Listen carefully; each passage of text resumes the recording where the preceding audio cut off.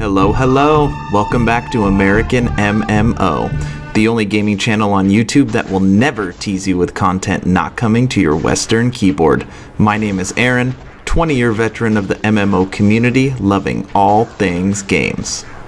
For today's video, we will be discussing Starcraft and a recent interview conducted at BlizzCon with some Starcraft bigwigs. Now, since this is an article and I don't have any video, I thought I'd share the Protoss cinematic trailer in the background because 1, it's amazing, and 2, I'm a huge TOS fan. Power overwhelming.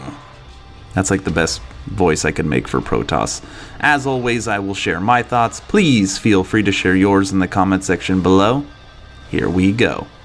PCGamer.com was discussing StarCraft 2 production with director Tim Morton and lead co-op designer Kevin Dong at BlizzCon.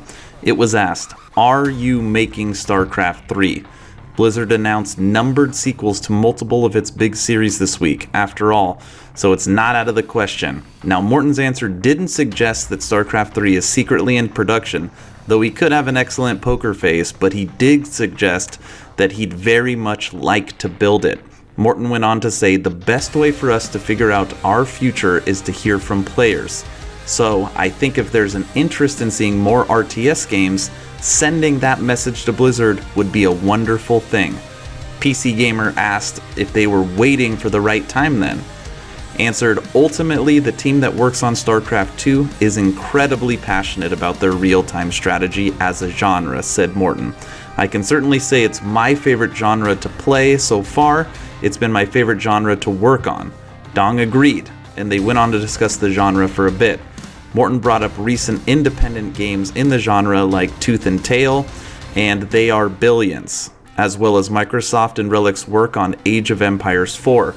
I actually think there's a great opportunity there in the future, but yeah, we'll just have to see what the future holds, he said. Morton is clearly happy to be working on StarCraft 2, which still has a very dedicated base of both competitive and cooperative players. The cooperative mode is actually StarCraft 2's most popular mode now, he tells PC Gamer, as it keeps non-competitive players who might have left after the campaign around. They also discussed with Dong how deep-mind AI competitions are causing players to question the meta. There's a long-held tradition of using 16 workers per mineral mine. That's literally just how it's always been per StarCraft.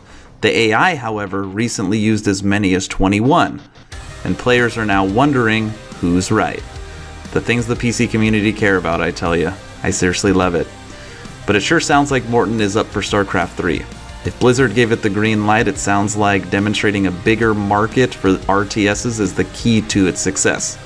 They didn't get into such a sequel would look like, but maybe Diablo 4's new engine could put to use in that respect, and that would be truly awesome.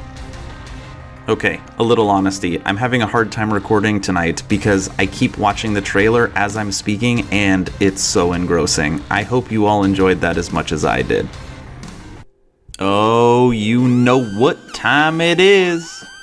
Nerd knowledge time. For today's nerd knowledge, I have 2 different pieces of information for you. Are you ready?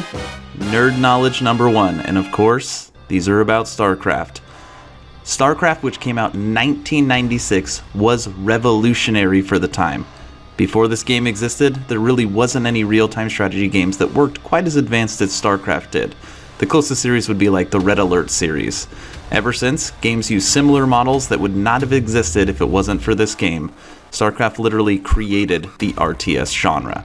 Alright, nerd knowledge number 2. StarCraft saved Blizzard. Yes, you heard that correctly. Blizzard's publishing and releasing of StarCraft is the only reason why the World of Warcraft and Diablo 2 series exist. The reason behind this is because the company was in financial duress at the time, and StarCraft helped get them out of that financial crisis. So all of you World of Warcraft players, all of you Diablo players, Hearthstone, Overwatch, StarCraft never gets as much love, but you should all bow down to it because your games exist because of it. Thank you for today's nerd knowledge. Now, before we wrap up this video, I had a fun simulator I thought you would all enjoy. StarCraft 2, what would win in a fight? 500 siege tanks or 500 Ultralisks? I know you gamblers out there, so let me know in the comment section below who you think would win or who should win based upon the outcome. Enjoy. Here they come. 500 versus 500. In the top left, I'm going to put the count 4 Ultralisks. Oh, they're ticking down. The siege tanks are tearing them up. Already lost 50. Look at all those siege tanks in the back, desperately wanting to shoot. And no, I didn't put them into siege mode, any of them, so you can save your comments on that. Ultralisk down 150. Shoot, shoot, shoot. Ultralisks are starting to get around them. Now almost all the tanks are firing. Oh yeah, this isn't looking good for Terran. I might be the biggest nerd in the world, but when I see this right now, all it reminds me of is Lord of the Rings: Return of the King.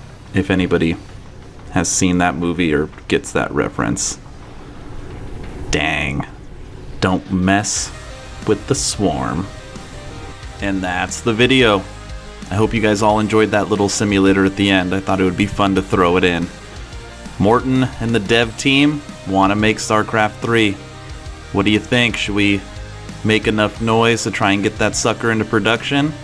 A genre like RTS and a series like Starcraft, in my opinion, it's only a matter of time. I long for combat. That's me again trying to be Protoss. Please let me know your thoughts in the comment section below. And as always, thanks for watching. Please like, please share, please subscribe, and smash that like button. Air, out.